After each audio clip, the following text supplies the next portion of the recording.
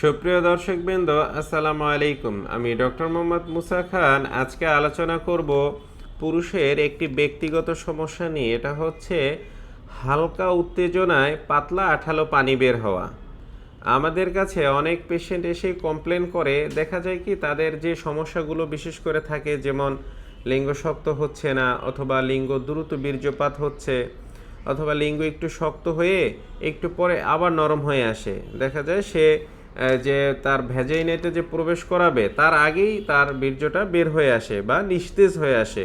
অনেক সময় লিঙ্গ কুঁচকানো থাকে। এরকম কমপ্লেনগুলো বেশিরভাগই ক্ষেত্রে দেখা যায়। এর সাথে একটা কমন কমপ্লেন হচ্ছে যে এই পাতলা আঠালো পানি বের হয়।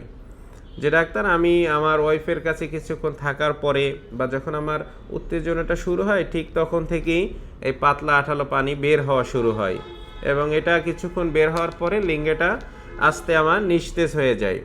আবার কিছু প্রবাসী আমাকে ফোন করে বলে যে স্যার, আমি যখন আমার ওয়াইফের সাথে কথা বলি দেখা যায় অল্পতেই পাতলা পানিটা বের হয়ে আসে। আবার কিছু পেশেন্ট বলে যে আমি আমার ওয়াইফের সাথে ভালো কথা বলি, কোনো নেগেটিভ কোনো কথা না বা উত্তেজনাকর কথা না, কিন্তু তাতেই আমার পাতলা পানিটা বের হয়ে আসে এবং শরীরটা এবং যে সেক্সের যে চাহিদাটা থাকে এটা আস্তে আস্তে আবার কমে আসে। তো আজকে এর জন্য এই ভিডিওটি করা। দর্শক, এই যে পাতলা আঠালো পানিটা বের হয় মূলত হচ্ছে প্রোস্টেট ফ্লুইড। হ্যাঁ, তো এটা আসলে বের হবে, কিন্তু এটা যদি আপনার হালকা উত্তেজনা অথবা আপনি ভালো কথা বলছেন, আপনার ওইভাবে খারাপ কোনো চিন্তা চেতনা নাই কিন্তু তারপরও বের হচ্ছে, এটা আসলে একটা সমস্যা। এটা বের হলে আপনার আস্তে লিঙ্গটা নিস্তেজ হয়ে যাবে এবং আস্তে আস্তে শরীরও দুর্বল হয়ে আসবে। এটা মূলত বের হয় এই কারণে, যখন আপনার বীর্যটা বের হবে ঠিক তার আগ মুহূর্তে বের হবে এবং প্রস্রাবের রাস্তাটা পিচ্ছিল করে দিবে, যাতে আপনার বীর্য বের হলে আপনার প্রস্রাবের যে নালীটা এখানে যেন ঘা সৃষ্টি না হয়, সেজন্য এই পানিটা বের হবে। কিন্তু যদি আপনার হালকা উত্তেজনায় যদি এটা বের হয়, সেক্ষেত্রে এটা রোগ বা সমস্যা। এটা মূলত পেলভিক মাসেল যদি অতিরিক্ত দুর্বল হয়ে যায় তখন আপনার এই পানিটা বের হয়ে আসে, প্রোস্টেট ফ্লুইডটা বের হয়ে আসে। তো যাদের এই হালকা উত্তেজনা বা অল্পতেই যে বের হয়, এটা বের হলে দেখা যায় একটা অস্বস্তিকর অবস্থায় সে পড়ে যায়।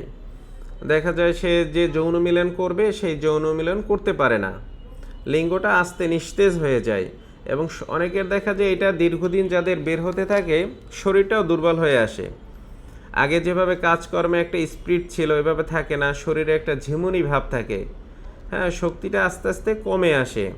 ভাইটাল ফোর্স বা জীবনী শক্তি একটা পুরুষের আস্তে আস্তে কমিয়ে ফেলে এই যদি অতিরিক্ত পোস্টেড ফ্লুইডগুলো বের হয়, পাতলা আঠালো পানিগুলো বের হয়।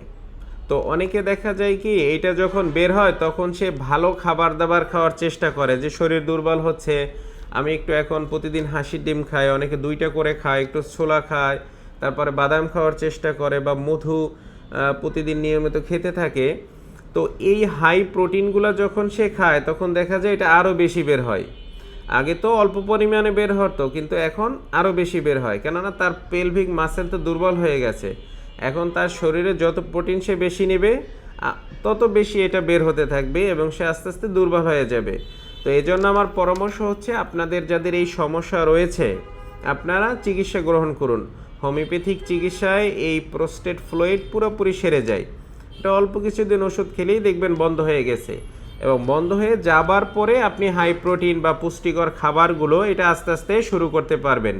কিন্তু প্রথমেই যদি আপনি এটা চিকিৎসা না নিয়ে যে দুর্বল হচ্ছেন এই জন্য ভালো ভালো খাবারগুলো বেশি খান, প্রোটিনযুক্ত খাবার বেশি খান, তাহলে আপনি আরও ক্ষতিগ্রস্ত বেশি হবেন। আপনার সেক্সুয়াল দুর্বলতাও বেশি দেখা দিবে। আগে যেভাবে শক্ত হতো ওইভাবে হবে না, টাইমটা খুব দ্রুত বের হয়ে যায়। এই রুগীদের একটা কমন প্রবলেম হচ্ছে তারা টাইম পায় না। ধরেন 30 সেকেন্ড, অনেকে বলে যে ডাক্তার সাহেব আমি সেক্স করার পূর্বেই আমার লিঙ্গ নিস্তেজ হয়ে যায় এবং বীর্য বের হয়ে আসে।